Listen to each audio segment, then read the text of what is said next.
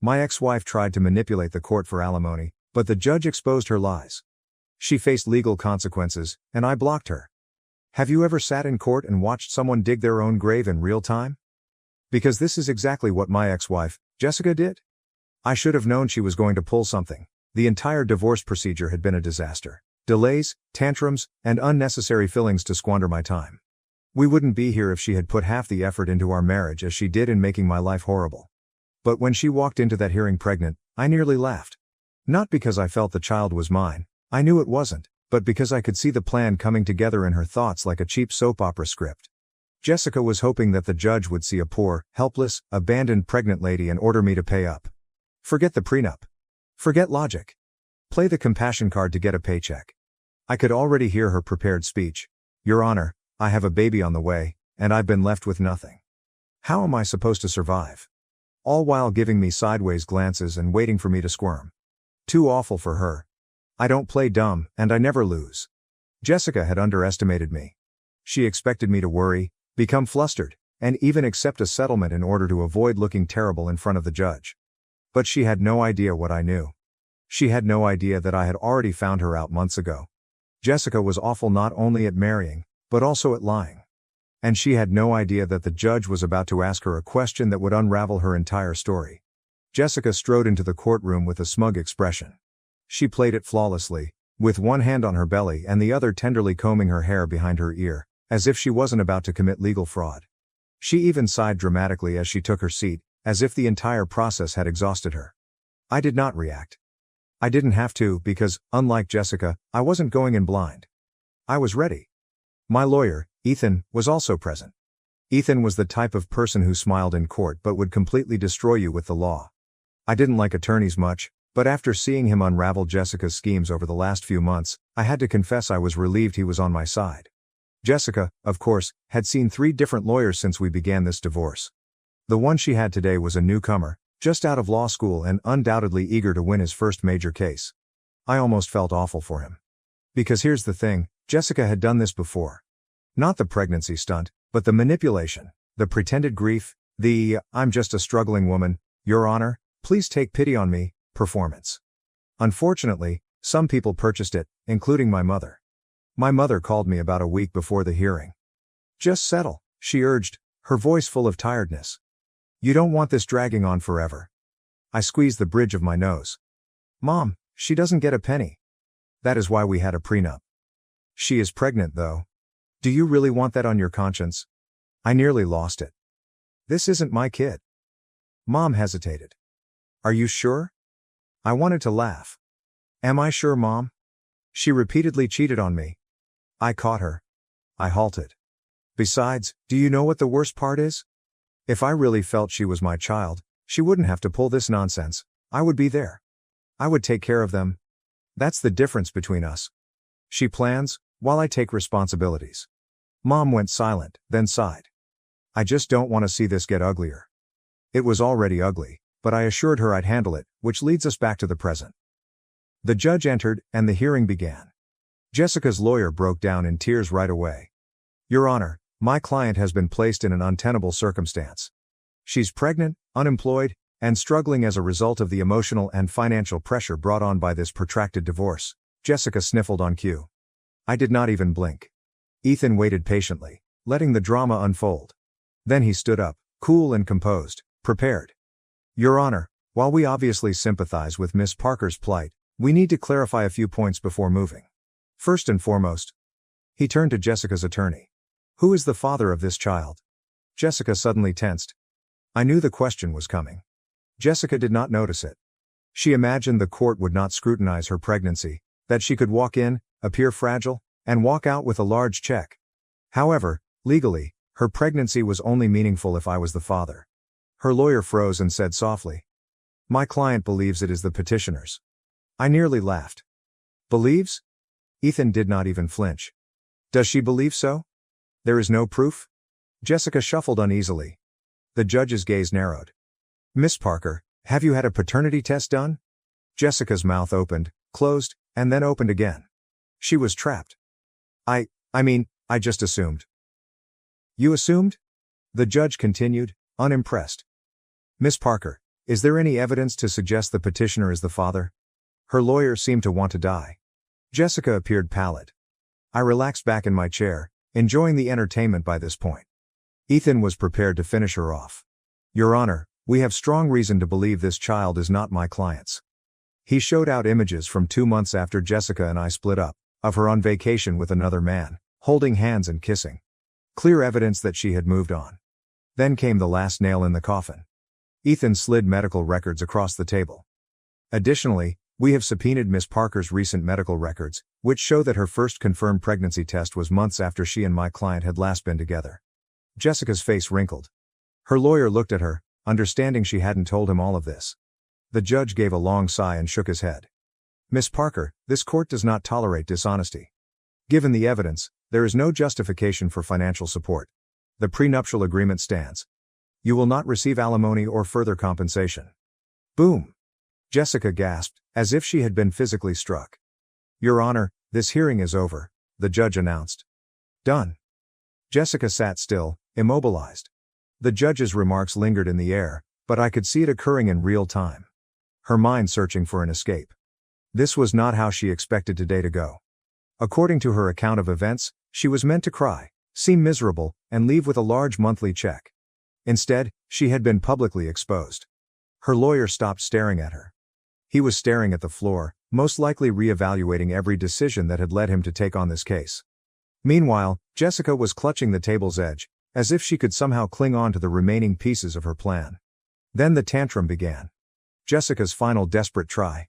But Your Honor, Jessica shouted out in a high-pitched voice. This is not fair. I'm going to have a baby, and he can just walk away. The judge inhaled sharply and rubbed his temples. He was finished. Miss Parker, he stated firmly. This court does not render financial decisions based on emotional appeals. Your pregnancy has no legal bearing on this divorce until paternity is confirmed, which it has not, according to the evidence supplied. But the judge raised his hand. Enough! Jessica snapped. She whirled in her chair, swinging her head at me. Are you really going to do this to me? To your own child? There it was. The final bet. Even after being publicly humiliated, she continued to spread mistrust. The courtroom became silent. Then I gave a leisurely, pleased, vicious smile. You really want to do this, Jessica? I leaned forward and spoke calmly. Do you want to go on record accusing me of being the father? Because we can obtain a court-ordered paternity test straight away. Her face twitched. She had nothing. She knew she didn't have anything. Everyone else in the room felt the same way at that time. This time, the judge did not bother to react. He simply turned to the clerk. The journal is done. Jessica had lost everything. But it wasn't finished yet. The hearing ended, but I wasn't done watching her break down. I went out of the courtroom with Ethan beside me, my mother following a few steps behind. I half expected Jessica to slip out quietly, but I should have known better. She stormed out after me, heels clacking, face flushed, hands shaking. You're a monster, she snarled. You let me sit there humiliated. I gently turned, examining her up and down. I apologize, Jessica. Which part embarrassed you? The portion when you attempted to defraud the court, or the part where you knew I was 3 steps ahead? Her jaw clenched. You set me up. No, sweetheart, I replied, smiling again. You've set yourself up. I just let you walk in. She appeared to want to throw something at me, but then she attempted one more card. She turned to my mother. Are you really cool with this? What did he do to me? Mom hesitated and then crossed her arms. I'm not okay with what you did to him, she told me. You tricked us all once. Never again. Jessica's lips quivered. For a brief moment, I thought she may cry. Then comes the real explosion. I hope you rot, she exclaimed, moving nearer as if she intended to claw at me. I hope you... Miss Parker. The voice sounded from behind her, a severe official tone. Jessica froze. 2 court officers had entered the hallway. Come with us, please. Her head snapped around. What? Why? The judge has recommended an inquiry into potential perjury and fraud, a police officer added. You'll need to answer some questions. Her eyes widened. Wait, no, that's not. However, they were already leading her back into the courtroom. I let out a slow breath. Ethan touched my shoulder. Well, that was satisfying. I smirked. Yeah, it was.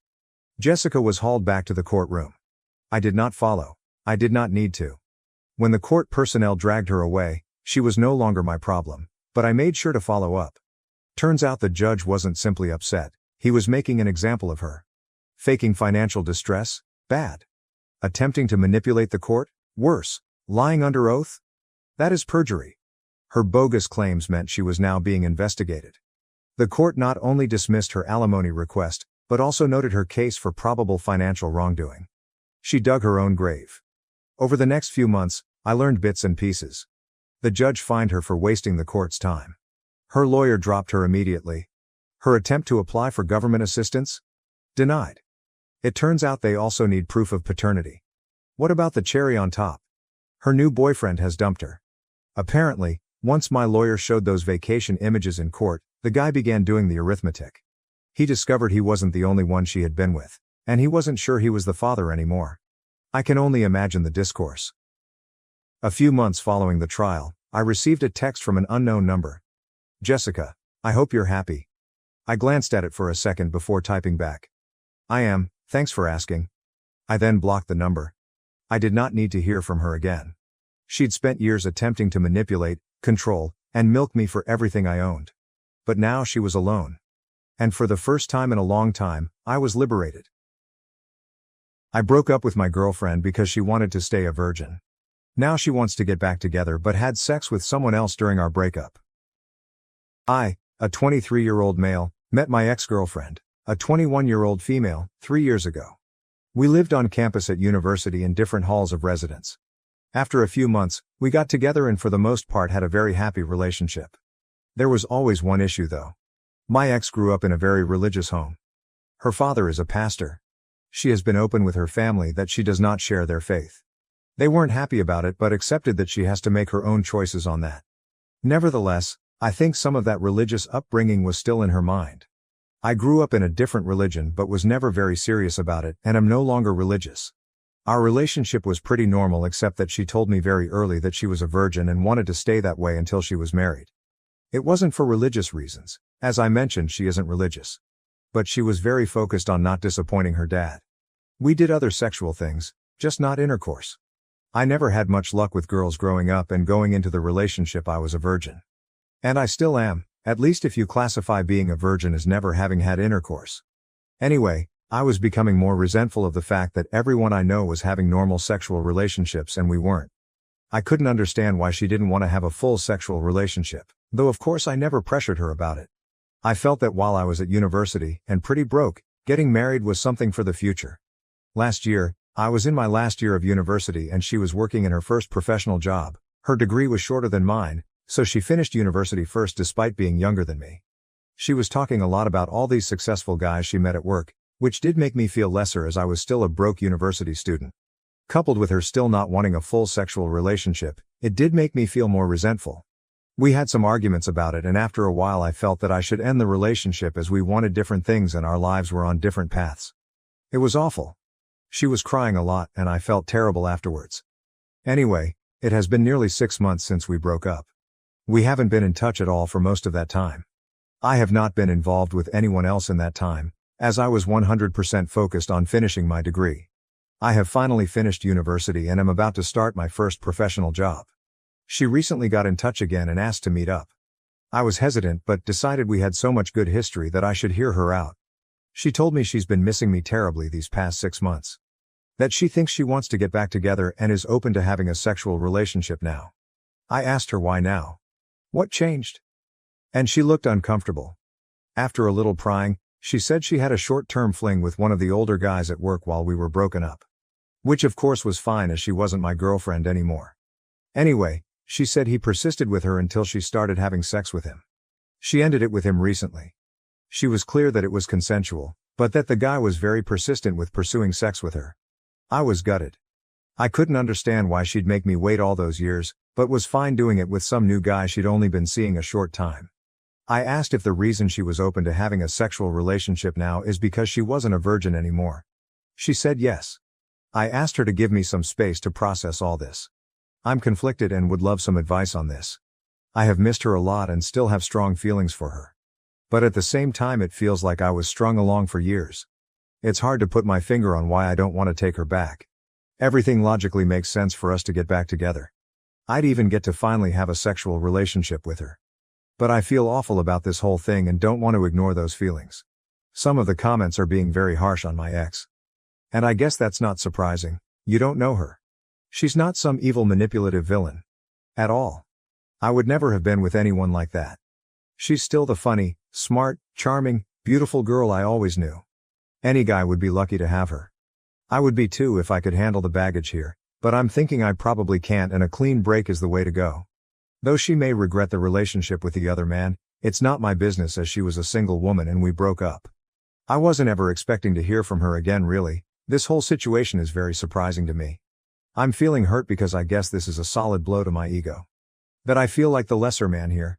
I can own that, and that's something for me to work on. Ultimately, I have some hang-ups about sex from this relationship that I need to deal with. A few people have suggested I could benefit from therapy. I'm going to look into that.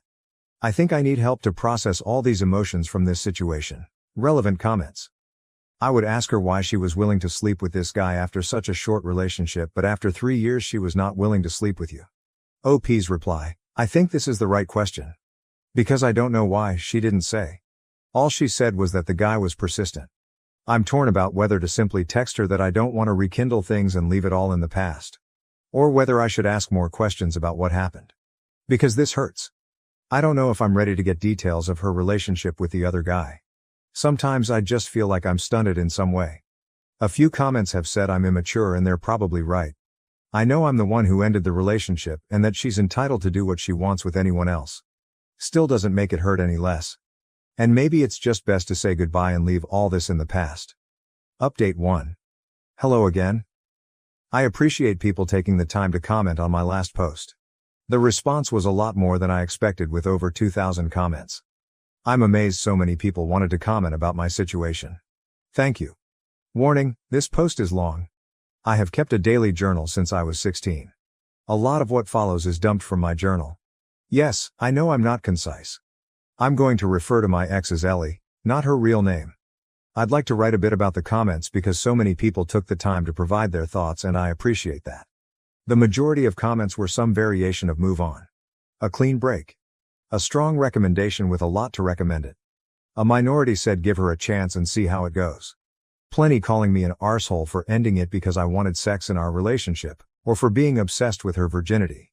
That I dumped her because she wouldn't put out. And quite a few saying my breaking up with her made her feel like sex is necessary to keep a guy and that it drove her heartbroken into the next guy's bed. There were a few she's pregnant comments. Not that I know of, it's not impossible, but if that happens it won't be anything to do with me. The dude's saying I should fuck her and leave her, or worse, seriously some of you guys need a hug or a psychologist. No, I would never use her like that, no matter our past. Ellie and I were a loving couple for years. That counts for something even after we broke up. Feeling hurt doesn't justify using her, or anyone else for that matter. As for comments that I have some hang-up about taking her virginity. My issue when together was that we weren't having sex in our relationship, not whether she was a virgin or not. Her being a virgin was her reason for being abstinent, but wasn't directly an issue either way to me. If she hadn't been a virgin and wanted to be abstinent I would have been in the same situation. Bear in mind, for 3 years Ellie had everything she wanted from our relationship. Boyfriend, love, affection, loyalty, support, and a guy who respected her wishes to be abstinent. While she got 100% of what she wanted, for me there was a big element missing. And there was no way to reconcile that. Either we were having sex or not having it. Sex requires both to say yes and that wasn't going to happen. With hindsight I should have ended the relationship early on, when Ellie first told me she wanted to not have sex until marriage. When we got together I was a naive 19-year-old who had never had a girlfriend before, so I kind of went along with things because I really liked her and got along with her so well. I fell in love with her and then kind of felt stuck in a relationship that wasn't what I wanted. I've learned from this and won't make that mistake in the future. I want to make active, not passive choices in future relationships. To not just go along with things because that's what the other person wants. Our views about sex in our relationship were not compatible, so I ended the relationship rather than waiting any longer hoping she'd change her mind. It was scary to take that step and I put it off for way too long, because I didn't want to hurt her. But I couldn't stay in the relationship just for her. I had to also consider myself too. My mistake was waiting so long to get to that point. I regret that as it caused her more hurt than if I'd ended it early on. Many of you say that sex just isn't that important. But for me it is, at least as part of a relationship. You can disagree. That's fine. Some people are fine being in no-sex relationships. No judgment from me, but that's not what I want. Some people took issue with me saying I felt she strung me along. On reflection, that's fair. Qley was clear to me about wanting to not have sex until marriage. I foolishly stayed way too long hoping she'd change her mind one day. She didn't. That was my mistake. I strung myself along really. She never led me on in any way. It hurt to learn that she had sex with the next guy relatively quickly after I waited so long. But she is my ex, so that is not my business anymore. She is allowed to change her mind. She can have sex, or not, with whoever she chooses. I don't get a say in that. My hurt is an emotional response, not a logical one. Logically, I see she did nothing wrong by me. I'll get over it. It's just my bruised ego if I'm honest with myself. Feeling I'm somehow a lesser man because she took that step with the next guy. I know objectively that isn't true, but I sure feel it. I was not a perfect boyfriend and I have made mistakes. I have learned from them. I don't regret breaking up with Qley and still think it was the right decision for me. Enough background. A few things have happened. Last weekend was the Australia Day long weekend. I was on a camping trip, in the Grampians for any Aussies reading. It was so nice to be in nature, to do some bushwalks with friends and decompress. It felt good to talk about the Qley situation with my mates around the campfire. Most of them knew Qley pretty well from our years together and they had a range of views, just like the commenters on my post. And I got the usual good-natured shit about still being a virgin. I learned there's an expensive bottle of scotch they bought a while ago that's going to have its seal cracked when mine is. Bastards LOL. One great question a friend asked was whether I would have ever decided to reach out and take Qley back if she never reached out to me first. The answer is no. It was so obvious to me. That cut through a lot of the confusion for me. I was being too passive in this situation, and needed to do what I wanted. Not just react to what Qley wanted. By the time I was on the way home, I had decided to not get back together with her. But that was moot. When I was driving home and got a mobile signal again, no mobile network where we had camped, the network delivered a bunch of messages from Qley all at once. She said she was wrong to ask me to get back together and that she's back with Tim now. She also texted that the thing with Tim is more serious than she told me when she last met with me. She apologized for misleading me about her and Tim's relationship. If you remember, she called it a fling before. She asked if we could meet to talk about it. I was not happy, so I just texted back no. Not very mature of me, but I wasn't in the mood to hear more about all this. And I was surprised and pissed off that she lied to me. That seemed very out of character for her. She tried calling me, but I didn't want to answer. She sent another text saying, "Tim and I had a fight. I shouldn't have come to you. And finally, I'm sorry. When I got home I was an idiot and let my curiosity get the better of me. I looked up Tim online. His real given name is uncommon, so it wasn't hard to find. Found him on LinkedIn, which gave me his full name. Qley is one of his connections and he works at the same firm, so I was confident it's him. He's a director at their firm, one level below partner. He also has pics on Insta. Lots of posts about his adventures around the world at various events and exotic places, as well as shots with an expensive-looking car. A few photos of him with Qley with their arms around each other in Singapore in November. I guess that confirms it was serious. He wouldn't have public pics with her for a casual fling. All that just made me feel bad. No good comes from comparing myself to my ex-successful boyfriend. Qley is not my girlfriend and I'm not in competition with Tim. So I won't do that again. My ego's bruised enough already. I have been living a very frugal life my whole time at university, aka poor as fuck, so I know I can feel inferior when I see people with wealth. That's another problem for me, problem to sort out. Anyway, all that was on Sunday evening. On Tuesday evening, Qley knocked at my door. She said that she knew I didn't want to talk to her, but she felt bad about everything and hoped I would let her explain herself, clear the air, then I'd never see her again if that's what I wanted.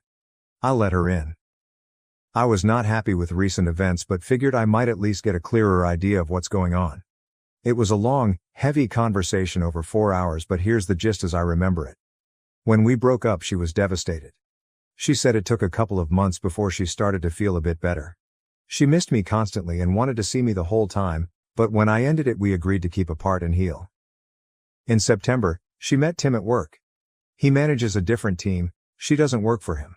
She said he was very charming and attractive and showed almost immediate interest in her. They got to know each other and he asked her out. She was worried it was a rebound but felt so much better getting his attention that she went along with it. After dating for a while she developed feelings for him and that later led to a sexual relationship. It wasn't a fling and she dated him for a while beforehand. I asked about whether he had pressured her into sex, last time said he was very persistent.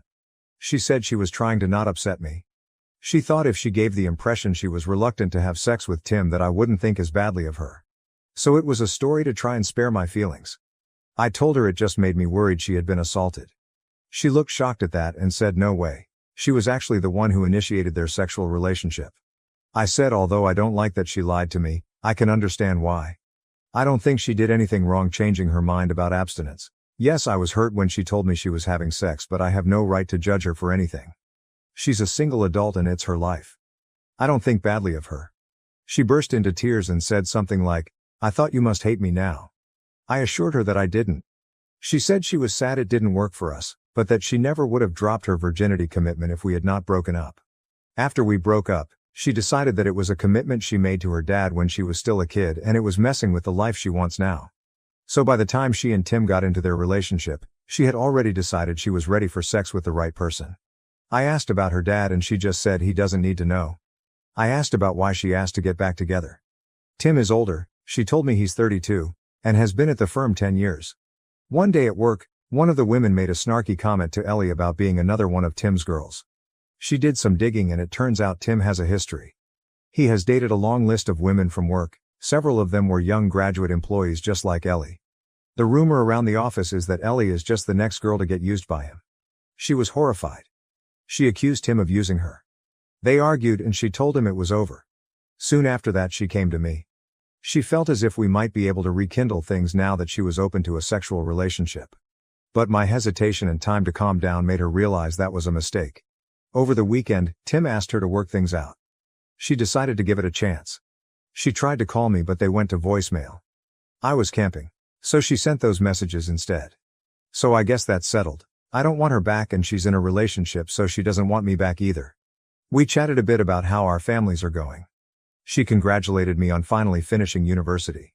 She asked if I'd been seeing anyone and when I told her I'd been studying hard and working a lot since exams, retail job, with no time for girls, she laughed and said I'm still a big nerd. She hoped we could be friendly if we ever see each other.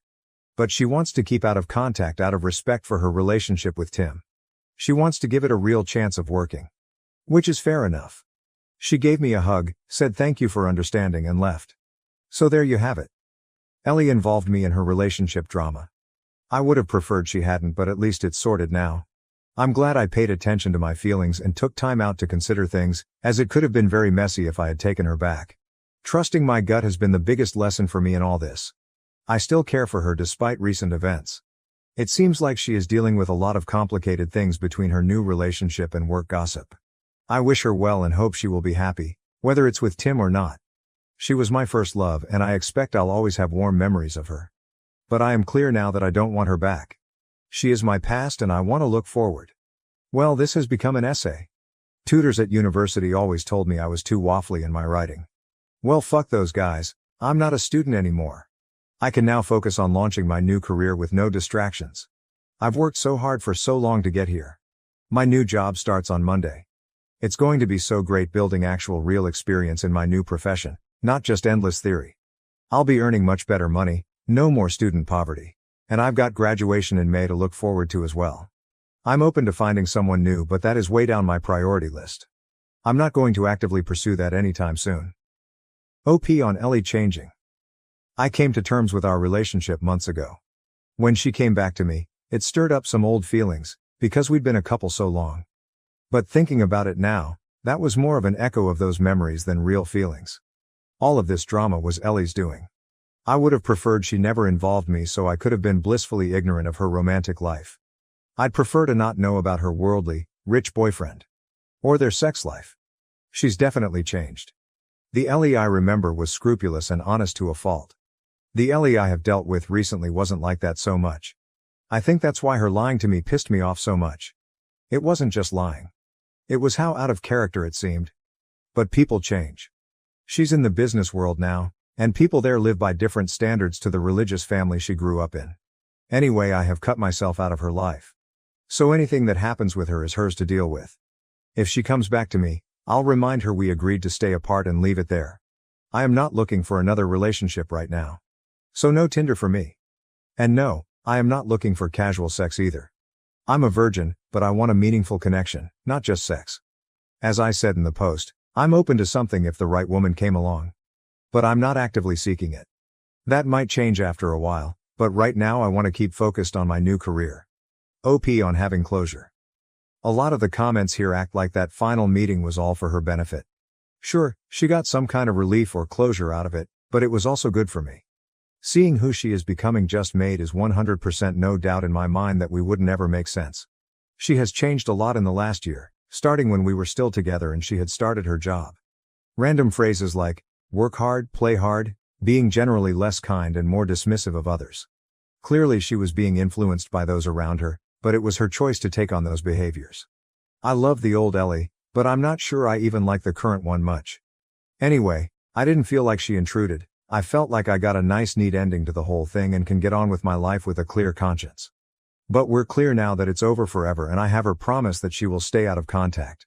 If she ever does try to come back I can remind her of her own promise and close the door. Update 2. If you recall from my previous posts, my ex Ellie and I mutually agreed to be no contact after some drama on her part. At the urging of Redditors I also blocked her to help maintain no contact. I've been working since February as a graduate engineer and it's been everything I hoped it would be. I'm meeting amazing smart people, learning so much every day and am finally earning a salary after years of being a broke student. Having a little money in the bank and being able to afford to do things like eating out is such a nice change. When I finished university in November, I moved in with my brother temporarily. He'd just broken up with his ex and needed help with his rent. That's where I was living when Ellie last came to see me. He found a new housemate, and since his place was on the wrong side of the CBD for my job, I moved into a shared house in the southeast of Melbourne. The place is a bit run down but the rent is reasonable, by insane Melbourne standards, and there are lots of pubs, bars and restaurants nearby. The location and my housemates have been great. I'm seeing someone. I'll call her Olivia, not her real name. She's the sister of one of my housemates. We met when my housemates and I had a BBQ and she dropped by. We got talking and were still talking hours later until everyone else had left. Her brother told us to STFU so he could get some sleep, haha. I asked her out that week and we've been close since. My housemate, her brother has been making fun of us ever since, including more than a few crude jokes when she stays over. We agreed to be exclusive 6 weeks ago so it's still quite new. She's so cool, and smart, and gorgeous. The chemistry was instant and intense from the moment we met, we just clicked so well. It's such a great time when we're together. Olivia is an accountant at a big firm. One of Olivia's workmates was having a party last month. She asked me to come to meet some of her work friends. We went inside and Olivia introduced me to the woman who hosted the party, her workmate Jess. There would have been maybe 40, 50 people there. I didn't know anyone but Olivia. At one point I offered to grab more drinks. The kitchen was in a separate room. As I was getting them, a guy asked me to pass him a beer from the fridge. I introduced myself and he said, "Hi, I'm Tim." We chatted a couple of minutes about our jobs and how we know Jess, then I just said nice to meet you and returned to the group. I didn't recognize his face as I'd never met him before, but it was definitely Ellie's Tim, his job and firm lineup. And he looked in his 30s, a bit older than most people at the party. Neither of us mentioned Ellie when we were talking. Later on I asked Jess how she knew Tim. She said she used to work at the same firm as Tim, also where Ellie works, but she moved to another employer, where Olivia works. Despite living in a city of 5 million, it's still a small world. On the tram ride home I must have been quiet because Olivia asked what was on my mind. I said that the Tim guy at the party was, or maybe still is, my ex's boyfriend. I said I didn't think he knew who I was or if he did he didn't say anything. That prompted me to share some history about me and Ellie. Olivia was wide-eyed and said, "You never told me you were a virgin." Then she laughed and said, "Well, we took care of that." She asked if I had any feelings for Ellie and I truthfully said no. I dealt with all that months ago. More recently, there was a formal charity dinner that Olivia was asked to support. Her employer was a sponsor of the event. She was keen to show me off. We were at a table with a bunch of her work colleagues. Nice people. One of her work friends was so excited to meet you, me, and Olivia can't stop talking about you. That made me feel really good. After dinner a few of us were chatting and I got a tap on the shoulder. I turned around and to my surprise it was Ellie.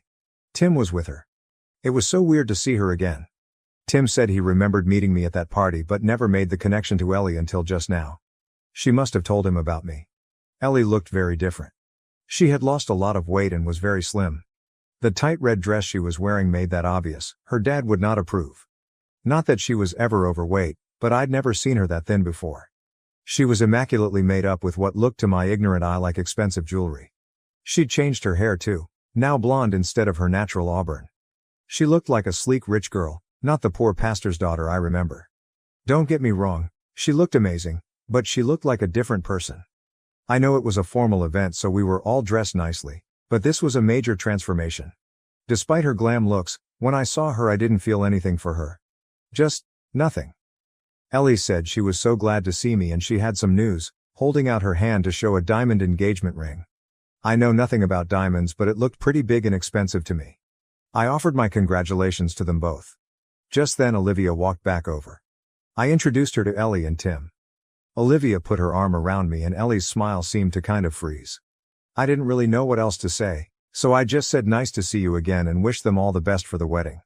Tim walked off and Ellie just sort of stood there a moment. It was awkward. Later on as we were leaving, Ellie was staring at us as we walked out. Olivia said later that, I think she still has a thing for you. I said it doesn't matter. Anyway, cut to a few days ago. My brother messaged me saying Ellie stopped by looking for me. Yes, Reddit, you were right. He knew to not share my new address with her, so all he said was I'd moved out. Next day I received an email from an address I hadn't seen before. It was Ellie. No acknowledgement that she was breaking our agreement to be no contact. No mention she stopped by my old place. It said, it was so great to see you again. I've missed you, and, that girl you were with is pretty, how serious is it? And telling me she and Tim have big plans for their wedding next year and she hopes I can come. I was annoyed because she is trying to make her life my business. Again. Despite promising no contact. Even going to the trouble to make a new email address to get around me blocking her. I showed Olivia the email and she rolled her eyes and asked me to think about why my ex would send me that. Why indeed? Olivia is great at cutting through bullshit and reads people way better than I do. Ellie can't have me back. I'm in a relationship now plus she's engaged, and it's not like I would go to their wedding. Who goes to their ex's wedding? It wouldn't be right. I don't know why she's trying to contact me, but I can guess that she wants to use me for emotional support again. Or maybe things are rocky with Tim, who knows? Whatever she wants, it's not happening. She has family and friends, she can talk to them. I deleted the email and blocked the address without replying. Ellie promised she'd keep out of contact and just couldn't help herself. I still intend to keep my word of no contact, even if she doesn't. I've also set up a filter to send any email containing her name to the bin. Olivia and I had a talk after that. I asked if she was concerned about the Ellie thing but she said no, she's not worried, she didn't get serial killer vibes from Ellie. I'm glad none of this has put her off me. So nothing too dramatic but it does prove you guys were right, Ellie couldn't not contact me despite promising to do so. I was able to sidestep her much more easily than last time.